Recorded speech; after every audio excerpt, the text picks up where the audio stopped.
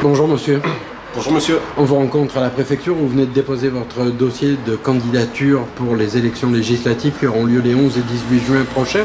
Qu'est-ce qui a prévalu à votre candidature? Qu'est-ce qui a prévalu ma candidature? C'est l'action sur le terrain en fait. Je suis militant depuis un an pour la France Insoumise et c'est le contact avec les gens qui m'a amené à poser ma candidature en tant que député de France Alors, Insoumise. bien qu'un député soit un élu de la nation, quels sont les grands axes que vous entendez mettre en avant pour cette campagne? Grands axes par rapport à la circonscription? Ouais. La déconstruction navale déjà. Sur le bassin méditerranéen, ça va être un pôle d'emploi énorme si on arrive à le faire. Donc déconstruire les navires usés, anciens, dans des règles bien évidemment propres et sociales, quoi.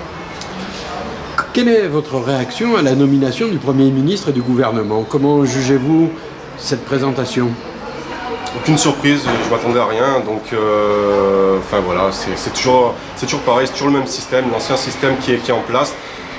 Quelqu'un qui prend la tête et qui d'un coup est sollicité par des gens de toutes parts qui n'ont pas forcément de cohérence avec le parti dont il est issu d'origine, mais c'est pour avoir, je suis désolé, des places et des opportunités, quoi. Si vous êtes élu député, on vous comptera dans une opposition systématique? Alors voilà, nous on est engagés en tant que député, déjà les élections n'ont pas commencé, hein, mais on vise la majorité parlementaire pour pouvoir avoir un troisième tour en fait, et que Mélenchon puisse être nommé Premier ministre afin que nous puissions appliquer les mesures du programme Avenir en commun.